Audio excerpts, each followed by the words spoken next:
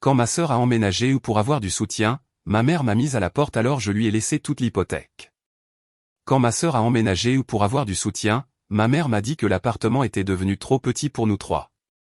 Ce matin-là, elle avait ce ton calme et tranchant qu'elle utilisait quand sa décision était déjà prise. En quelques minutes, ma chambre s'était transformée en une extension du royaume de ma sœur. Mon nom, mon parfum, mes livres. Tout avait disparu de la maison familiale, remplacé par le bruit d'une nouvelle complicité dont je ne faisais plus partie. Je suis parti sans un mot, un sac sur l'épaule, la gorge serrée par la colère.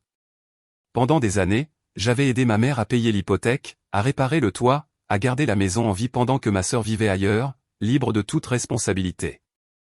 Elle disait souvent qu'elle reviendrait un jour donner un coup de main. Je n'avais pas imaginé que ce jour marquerait la fin de ma place sous ce toit. Je me suis installé dans un petit studio à Lyon, loin de la banlieue où j'avais grandi. Les premiers jours furent silencieux, presque étouffants. Je passais mes soirées à repenser à cette maison, aux années passées à en entretenir chaque pierre. Puis un matin, une lettre de la banque est arrivée. Elle me rappelait que mon nom figurait toujours sur l'acte hypothécaire. J'ai souri.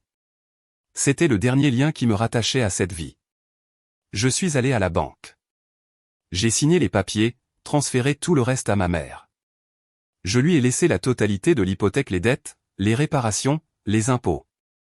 Ce n'était pas un acte de vengeance, mais de libération. Pendant trop longtemps, j'avais porté un fardeau qui ne m'appartenait plus. Les mois ont passé. Parfois, je recevais des nouvelles indirectes, la chaudière en panne, les taxes qui augmentaient, la maison qui se dégradait.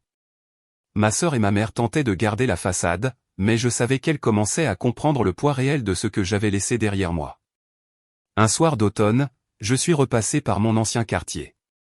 La maison était là, sombre, presque méconnaissable. Les volets clos, la peinture écaillée, le jardin envahi par les herbes folles. J'ai senti une étrange paix m'envahir. Cette maison avait été mon fardeau, mon attache, ma prison. Maintenant, elle était leur problème. Je suis rentré dans mon petit appartement, j'ai ouvert la fenêtre, respiré l'air frais. Pour la première fois depuis longtemps, je me suis senti légère. Loin des dettes, loin des mensonges familiaux, j'avais enfin construit ma propre maison, pas de briques et de murs, mais de liberté et de silence.